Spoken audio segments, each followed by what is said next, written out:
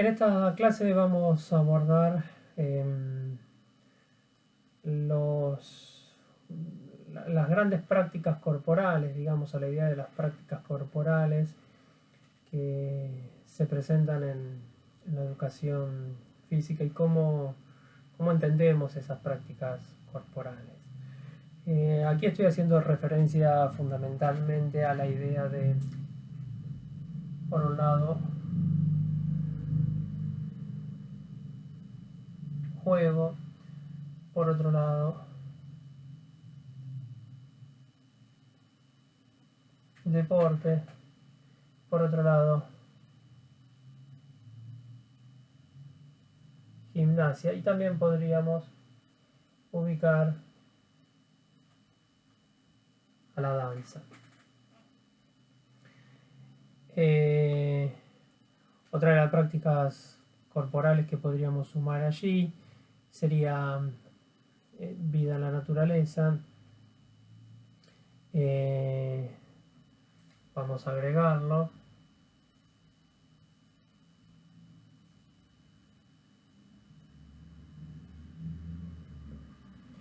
Pero bueno, acá habría que trabajar mucho más la idea de vida en la naturaleza como una práctica corporal. Y en principio diría lo siguiente: ¿por qué habría que trabajarla más la vida en la naturaleza como una práctica corporal? Porque generalmente lo que se encuentra es en esas actividades que se realizan son juegos o son deportes, hasta incluso puede haber danzas, digamos, o podría haber gimnasia también que se hace en la naturaleza, digamos. No obstante, creo que en la idea de eh, campamento, ¿no? Habría algo que creo que hay que para trabajar y problematizar allí. Pero bueno, en principio vamos a avanzar ahora, por lo menos con la idea de juego, con la idea de deporte y con la idea de gimnasia. Lo primero que hay que decir es que las prácticas corporales en el programa de investigación científica en educación corporal no son, las prácticas corporales, insisto, no son un medio para X cosa, digamos. Las prácticas corporales en esta idea que estamos trabajando son un objeto de enseñanza, también son un objeto de investigación, pero en este caso, como estamos abordando la idea de enseñanza, las prácticas corporales son un objeto de enseñanza. Que sean un objeto de enseñanza implica que no sean un medio para otra cosa, porque lo importante ahí es la otra cosa, digamos, no la práctica en sí. Por ejemplo, generalmente se utiliza la gimnasia como una práctica corporal terapéutica para mejorar eh, la condición cardíaca, para mejorar la fuerza en, en, en, la articulación de la rodilla, digamos, para mejorar los dolores lumbares. Entonces ahí la gimnasia es un medio para. Lo importante es la condición cardíaca, lo importante es recuperar esa rodilla, lo importante es trabajar la lesión lumbar, digamos. Entonces ahí las prácticas corporales se transforman en un medio. Entonces, en esta teoría las prácticas corporales no son un medio, sino que son justamente un objeto de enseñanza. Es decir, hay que enseñar esas prácticas corporales. Dicho esto, vamos a analizar la primera idea que hemos anotado, que es sobre juego. Bueno, el juego generalmente es entendido como un medio, y la educación física muchas veces también lo entiende como un medio. Acá pueden encontrar trabajos del grupo de María Eugenia Villa, donde ahí me parece que aciertan tres características, son muy interesantes de seguir respecto. Yo solamente las voy a nombrar, pero insisto, las pueden buscar en ellos. La idea de que el juego y está pensado solamente en el nivel infantil, digamos, o infantiliza digamos. Es decir, que el juego solamente aparece en ese periodo de edad nada más. También aparece la característica que dan es que el juego está psicologizado, digamos, en ese sentido. Entonces, por un lado, viendo esta idea de juego, ustedes tienen que es infantil, que está en una lógica, es decir, con una lógica psicológica, es decir, con el juego van a poder estudiar la psiquis de cada niño o va a manifestar los problemas que cada niño tiene, y aquí aparece una lógica, una psicologización, digamos, del juego. Piensa en el juego como un medio, ¿no? Eh, articulado a la cuestión psicológica. Y la otra es que el juego también aparece como en una lógica pedagógica.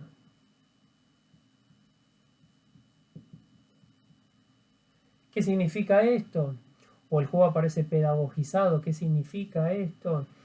Que el juego es un medio para que aprendan otras cosas. Aparecen el juego en la matemática, aparece el juego en la lengua, digamos. Es decir, con el juego se aprende. Aparece la idea esta de que con el juego se aprende. ¿Y qué se aprende? Otra cosa, que no es el juego. ¿Ah? Es decir, fíjense que siempre el juego es utilizado como un medio, ya sea en términos de infantilización, en términos psicológicos o en términos pedagógicos. La siguiente cuestión es que aquí fíjense que estamos hablando del juego, no estamos hablando ni del jugar ni del jugador. Fíjense que en esta perspectiva que nosotros estamos pensando, hablamos específicamente del juego. ¿Y por qué? Porque en el juego, como sucede en toda práctica corporal, que son estructuras, en el juego hay una estructura que hace posible que haya juego. Es decir, hay una estructura que hace posible que haya juego. Entonces vamos a encontrar aquí que hay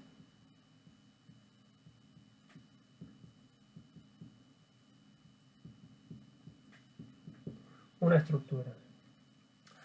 ¿Y cómo se presenta esa estructura? Bueno, el juego se presenta como una operación desacralizante. Esta estructura que nosotros señalamos acá es una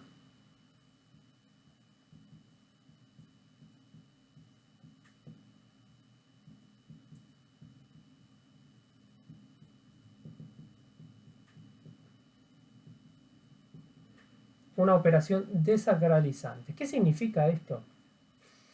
Ustedes vamos a decirlo así, eh, en un acto sagrado, en una operación sacra, ustedes van a tener la conjunción de mito y realidad, o mito y rito, mejor dicho. Ahora bien, si nosotros estamos pensando que hay una operación desacralizante, hay una división entre mito y rito. Divide mito y rito. Y se abandona una de ellas. Es decir, si nos quedamos con el mito, abandonamos el rito, o si nos quedamos con el rito, abandonamos el mito. Ahí tenemos una operación desacralizante. En cambio, en lo sacro hay una conjunción de mito y rito. En una operación desacralizante se divide el mito del rito y se abandona una de ellas. Nos quedamos o con el mito o nos quedamos con el rito. ¿Y qué sucede cuando nos quedamos con una o con otras? Lo siguiente. Nosotros vamos a tener, si nos quedamos con... Vamos a tener la siguiente definición. Un ludus, que es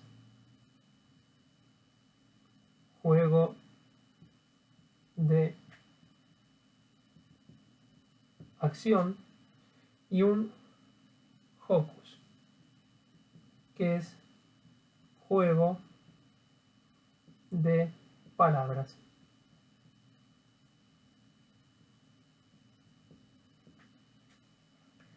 En el Ludus, que es un juego de acción, se abandona el rito. No hay, perdón, dije rito, no hay mito, yo me confundí. Y en el Hocus, lo contrario. Como es un juego de palabras, no hay acciones. Entonces no hay rito. Fíjense que si ustedes tienen un Ludus, tienen un juego de acción, es decir, un juego corporal,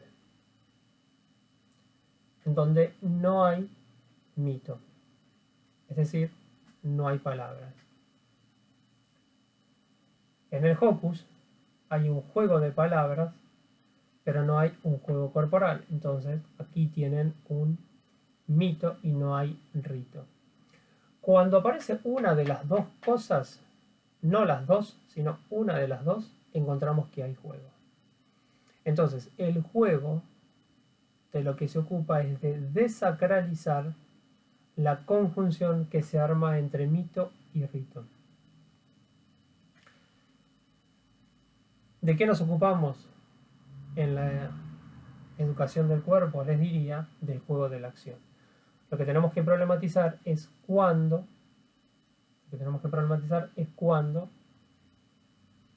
digamos, aparecen estas cuestiones sagradas y cómo podemos desacralizar en ese sentido. Algo pasa, por ejemplo, con el capitalismo, algo pasa con el mercado. ¿Qué podemos hacer allí respecto del juego? La siguiente idea que se nos presenta, es la idea de deporte. Brevemente, entre deporte y gimnasia voy a hacer algunas características. Pero el deporte, digamos, vamos a anunciarlo así. El deporte es una actividad que ya se encuentra desacralizada, es una actividad por excelencia desacralizada. Es decir, en el deporte no hay tal como lo conocemos hoy en día, el deporte que empieza entre la idea de deporte que empieza en los siglos XVII, XVIII. En el deporte no hay una actividad sacra, sino que ya está desacralizado. Es o está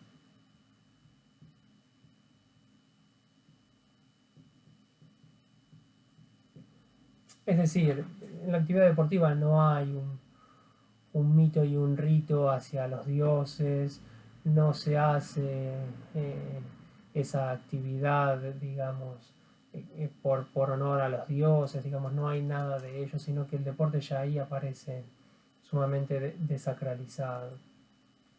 La característica que ustedes van a encontrar allí, en la estructura del deporte, que van a encontrar allí, es algo que es importante. El deporte está articulado siempre a un proceso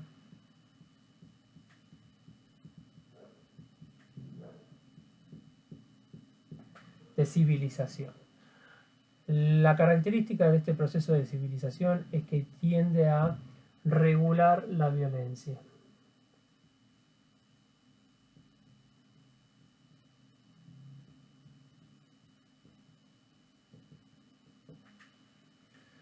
No la anula, sino que la regula e intenta disminuirla hasta donde sea posible. Se supone que mientras menor sea la violencia, mayor civilización. Mientras más sea violencia, menor civilización. ¿Ah? ahí se puede encontrar una relación de proporcionalidad, digamos. Entonces, si el deporte está articulado a un proceso de civilización y que regula la violencia, la regla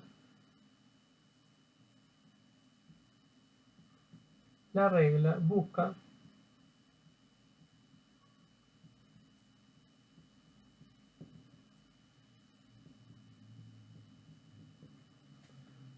disminuir la violencia.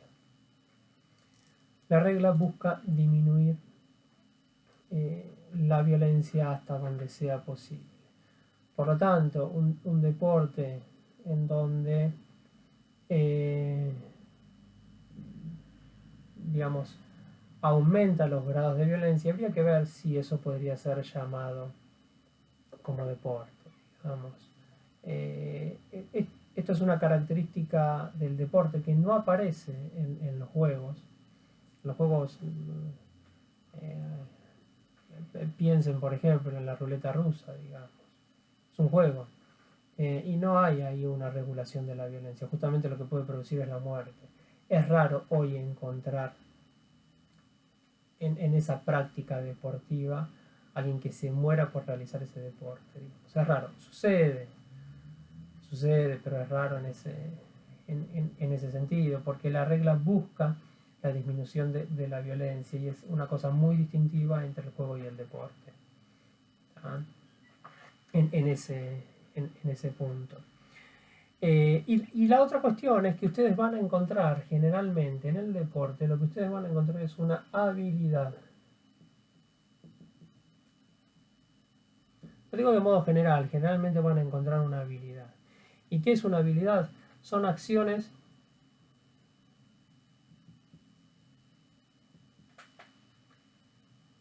que resuelven situaciones.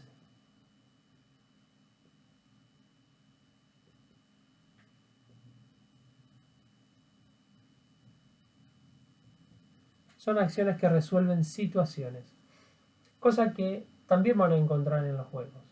Van a encontrar también habilidades donde son acciones que resuelven situaciones.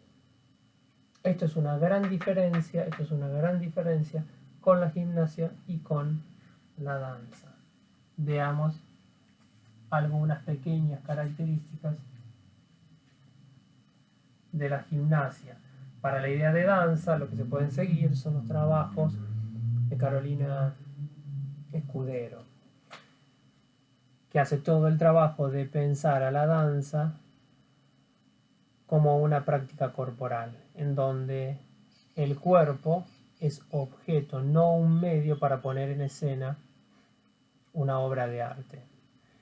Fíjense que en ese sentido, si el cuerpo es un medio para poner en escena una obra de arte, entonces la danza se presenta como una práctica corporal que es un medio para poner en escena una obra de arte en este caso. O sea, lo importante es la obra de arte, no la práctica corporal en sí. Lo importante es la obra de arte, no el cuerpo. ¿Se comprende? En la gimnasia vamos a hacer una diferencia entre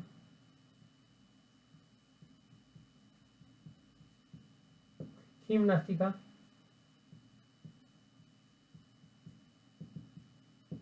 y gimnasia. Y vamos a decir lo siguiente.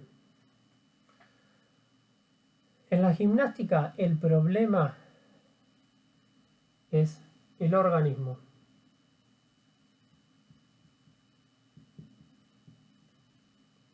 Entonces, el cuerpo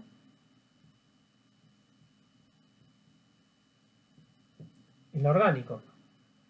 Y ahí lo importante es la energía que se gasta. Se piensa en un cuerpo energético, en un cuerpo orgánico. Lo importante es la energía que se gasta. De hecho, la sistematicidad y la intencionalidad que siempre se presentan como características de la gimnasia, esa sistematicidad e intencionalidad está pensada en términos de un gasto energético. Porque lo importante en la gimnástica es el organismo. En cambio, la gimnasia, vamos a decir, es para el cuerpo. Ahora bien, el cuerpo, que nosotros estamos pensando no es ese cuerpo orgánico, sino que es el cuerpo, son las acciones del cuerpo. Y allí lo que vamos a encontrar en la gimnasia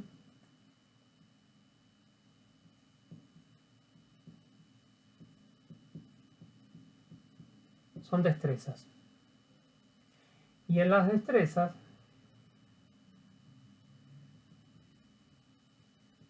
las acciones son para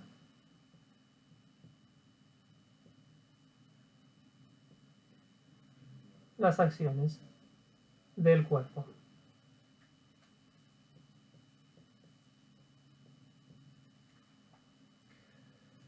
Fíjense que en las destrezas no hay una acción que resuelve situaciones, sino que las acciones que se realizan son para el cuerpo, son para las acciones del cuerpo. En cambio, en las habilidades, las acciones que se realizan son para resolver una situación que se encuentra por fuera del cuerpo, donde claramente se acciona o accionamos con el cuerpo, digamos, o se presentan acciones del cuerpo, pero no son para el cuerpo mismo, vamos a decirlo así, no sería la mejor manera, sino que para una situación que se presenta por fuera.